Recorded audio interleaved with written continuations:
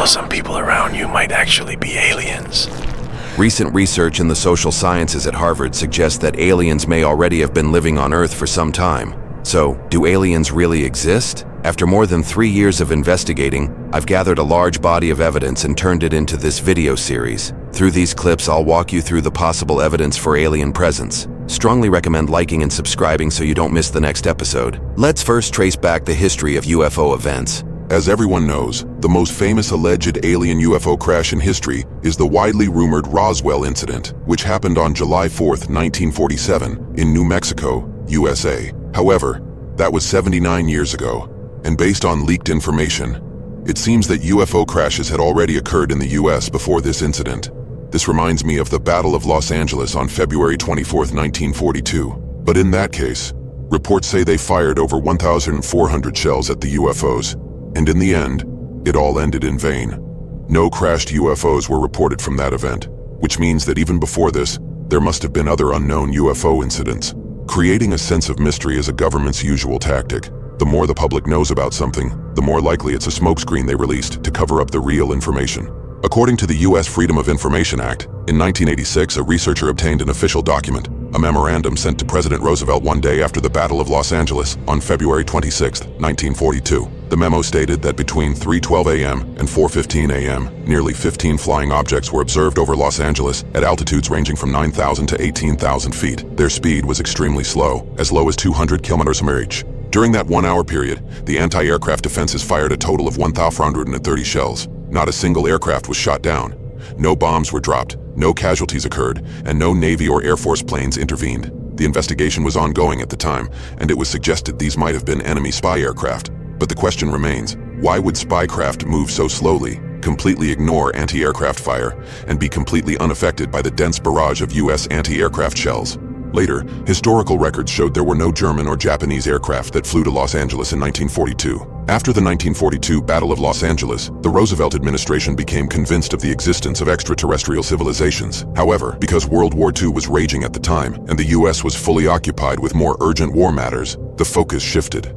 On February 22, 1944, Franklin Roosevelt drafted a top-secret, double-classified memorandum regarding the establishment of a special committee focused on non-terrestrial science and technology. Though the document was only 1 page long, it carried enormous significance. It clearly shows that by 1944, the Roosevelt administration had concrete knowledge of the existence of extraterrestrial civilizations. The memo outlined a strategic plan for the research and utilization of alien technology by the U.S.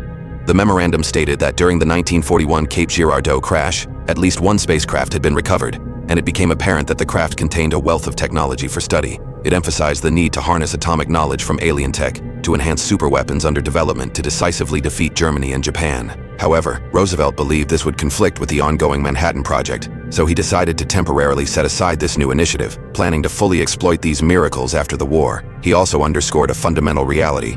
Earth is not the only planet in the universe with intelligent life. The earliest whistleblower regarding the U.S. conducting reverse engineering research on alien spacecraft was a man named Bob Lazar. He claimed that in early 1989, he worked at a secret facility called S4 within Nevada's Area 51. At the time, he was employed as a physicist and engineer, participating in reverse engineering research on a disc-shaped craft. His specific responsibility was reverse engineering the craft's propulsion system. In 1989, during an interview, Lazar revealed extensive details about UFOs at Area 51. He claimed to have seen 9 UFOs, which were largely consistent with what the public imagines. While studying the structure and materials of these crafts, he discovered the key to achieving anti-gravity flight, element 115.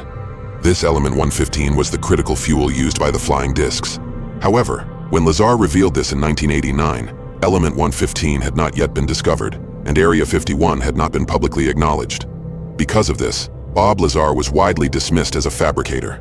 It wasn't until 2003 that element 115 was successfully synthesized by the Joint Institute for Nuclear Research in Dubna and Lawrence Livermore National Laboratory that people began to re-evaluate his claims. Coincidentally, on May 29, 2023, Stanford University professor Gary Nolan publicly stated at a Pentagon conference on extraterrestrial intelligence and crashed UFOs that aliens have 100% visited Earth and are still here. Nolan also claimed that experts are conducting reverse engineering research on crashed UFOs.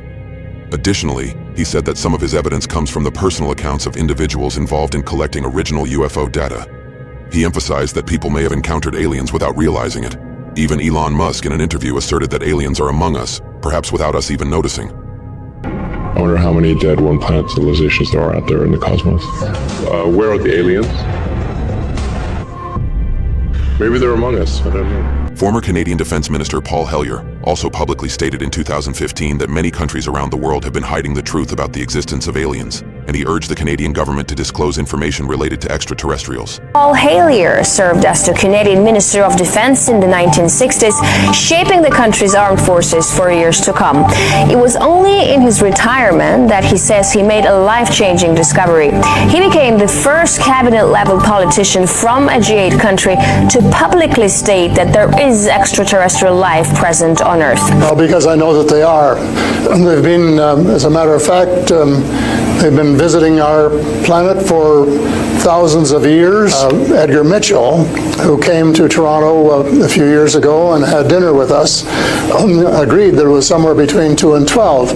But the latest reports that I've been getting from various sources are that there are about 80. Besides, Chinese scientists have also publicly expressed beliefs in the existence of extraterrestrials during a New Year 2022 scientific lecture organized by the Chinese Academy of Sciences and associated institutions. Wu Xiangping, an academician and astrophysicist at the Chinese Academy of Sciences, explicitly stated his belief in the existence of aliens. 你们相信外星人吗？我们说作为专业的天文学家，我们首先相信。2个月以前，澳大利亚天文学家用64枚望远镜，终于在离我们最近那个星星上4.2光年的比邻星上收到了一个信号。 Nowadays, with the concept of UFOs already in the public mind, some people might fabricate stories about aliens. But in ancient times, when the idea of UFOs didn't even exist, if records still describe what today we would call UFO events, doesn't that suggest that extraterrestrials might have been present on Earth? Today, let's take a look at the UFO events recorded in Shen Kuo's Dream Pool Essays. The Dream Pool Essays was written in 1086 AD, written by Shen Kuo, a great scientist of the Northern Song dynasty, is a collection of notes covering astronomy, geography, history, technology, and more. One entry, titled The Pearl of Yangzhou, provides a detailed account of a UFO event. During the Jiayu years of the Northern Song, a massive pearl reportedly appeared over Yangzhou, particularly visible at night, and was witnessed by many. The pearl first appeared in pools of Tianshan County, then moved to Zhengshe Lake, and later appeared in Xinkai Lake. This phenomenon continued for over a decade. Shen Kuo's friend had a study right by the lake, and one night he personally saw the glowing pearl from a very close distance. According to his description, the pearl would slowly open, reaching roughly the size of half a house. Inside, it emitted a dazzling luminescence so bright that it was impossible to look at directly. Even trees within a several-mile radius cast shadows under its light. From afar, it appeared like a rising sun, the sky glowing red, before suddenly shooting off, floating above the water while still radiating light.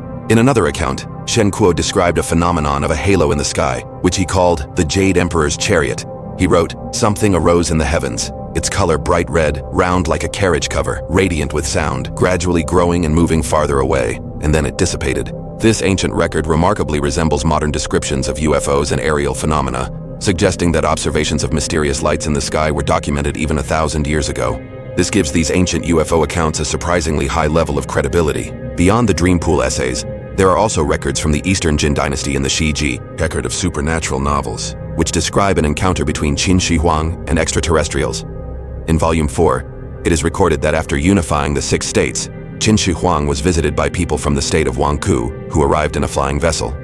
These visitors were over 30 meters tall and wore garments woven from bird and animal feathers to cover themselves. During their discussion, they spoke of events from the dawn of the world, as if they had witnessed them firsthand. This may explain why Qin Shi Huang believed in the existence of immortals and dispatched emissaries to seek out sacred mountains and elixirs for eternal life. The Shiji also records a UFO event from ancient times.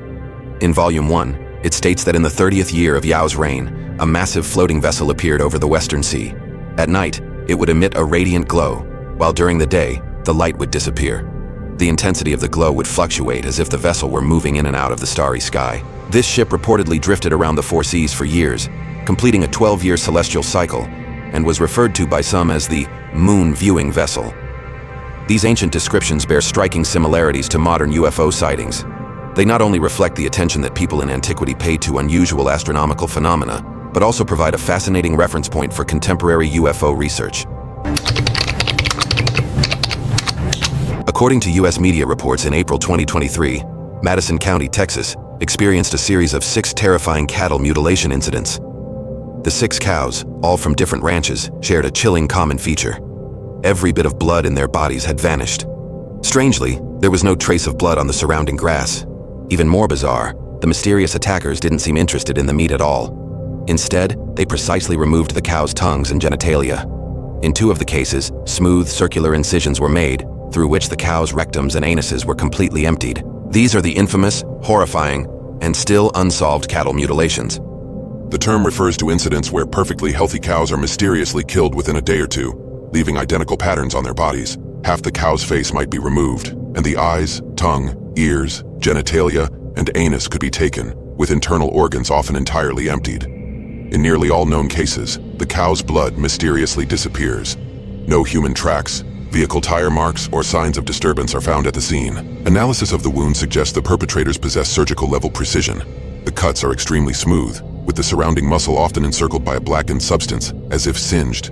From the 1960s to today, over 10,000 cattle worldwide have fallen victim to these mutilations, yet the cause remains unknown. Notably, these incidents peaked during the 1970s. In December 1973, cattle mutilations broke out across 7 counties in Kansas and Nebraska.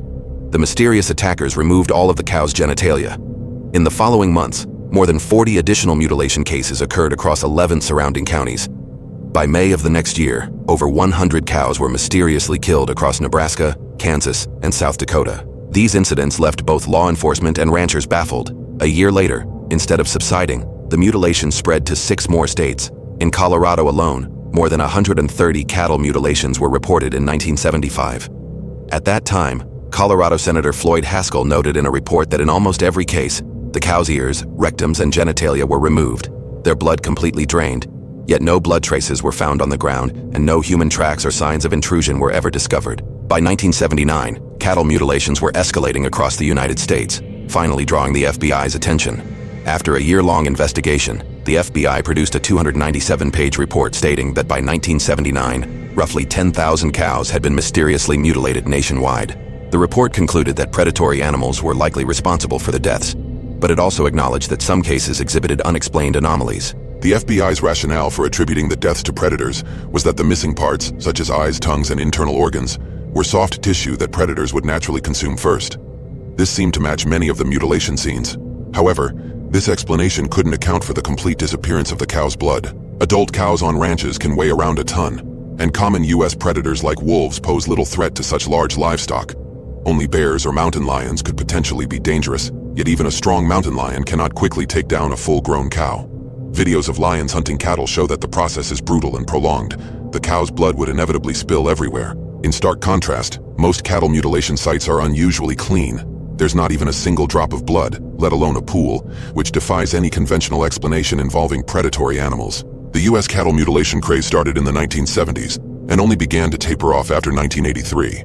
However, to this day, cattle mutilations continue to occur around the world. While the scale isn't as massive as before, the mastermind behind these incidents has never been identified. In 1995, Phil Schneider's revelations about the Dulce incident seemed to shed light on the mystery behind these mutilations. The Dulce incident is allegedly a human-alien confrontation. Schneider claimed he was an engineer in a government geological team and had worked on top-secret government black projects for 17 years. He participated in the construction of 9 underground black project facilities, including Area 51's SFO and Los Alamos Laboratory, holding a Level 3 security clearance. In late August 1979, Schneider was sent to the desert near Dulce, New Mexico, to help build a military underground base. During the construction, he accidentally stumbled into an alien underground facility and came into conflict with gray aliens. During the skirmish, his abdomen was sliced open by a laser weapon, and the fingers on his left hand were burned off. And I killed 2 of them. Yes, they're mortal and they do die. However, in the process, one of them did this. All I remember is that he just kind of waved his hand in front of his chest, and the next thing I know, this blue beam hit me and just literally opened me up like a fish. And burnt my fingers right off of me. And it was some form of electrical force because the kind of like being hit by a lightning bolt burned all my toenails off of me. Completely crispy crittered my left foot. After the Dulce incident, Phil Schneider revealed long-term cooperation between the U.S. and extraterrestrials. Schneider claimed that following the 1947 Roswell event, the U.S. officially established a secret division called the Blue Berets, responsible for communicating with alien civilizations. The underground base near Dulce served as their operational hub on Earth. In February 1954, U.S. President Eisenhower reportedly negotiated with the gray aliens. The aliens demanded permission to abduct humans. In exchange, they would provide technological support to the U.S., including research related to the moon. Investigations indicate that from 1954 to 1969, roughly 5,000 people each year experienced memory loss and appeared in unknown locations under strange circumstances. In other words, there are approximately 75,000 testimonies of human abductions by aliens. After the Dulce incident in 1979, the treaty signed by President Eisenhower in 1954 was reportedly canceled. Aliens were no longer allowed to abduct humans for experiments. However, under a new agreement, they were permitted to abduct animals as substitutes for experimentation. After that, cattle mutilation incidents began occurring frequently worldwide, drawing widespread attention. The cows' eyes, udders, and tongues were removed with surgical precision, their wounds remarkably clean, and all the blood mysteriously drained. Even more baffling, no blood traces were found at the scene or nearby. In areas where these attacks occurred, unusual levels of radiation were often detected. The night before such attacks, local residents frequently reported seeing disc-shaped UFOs, and some even witnessed strange lights seemingly pulling the cows into the craft. Researchers have speculated that the animals might have been taken aboard the UFOs for surgical procedures, possibly to extract Earth-based DNA. When Phil Schneider revealed the Dulce incident in 1995, it instantly became the focus of intense debate. While people argued over the truth of his claims, Schneider mysteriously died in his apartment shortly thereafter. According to witnesses, Phil Schneider's body showed multiple injuries, and his neck was wrapped with 3 loops of tape. From the state of his corpse, it was clear he had endured extreme torture before death, yet the police closed the case, ruling it a suicide. Regarding the alleged agreements between the U.S. government and extraterrestrials, Phil Schneider wasn't the only one to speak out. Haim Eshed, former head of Israel's space security program, also confirmed this in an interview. On December 4, 2020, Eshed stated that humanity has long been in contact with aliens. These UFOs requested that their existence not be revealed because humans were not ready. He claimed there is an agreement between the U.S. government and these extraterrestrials, allowing them to conduct experiments here. Eshed even mentioned that former President Trump knew about this and almost revealed it himself. Thanks for listening to me spout this seriously absurd stuff. Subscribe to the channel and you'll get to know even more.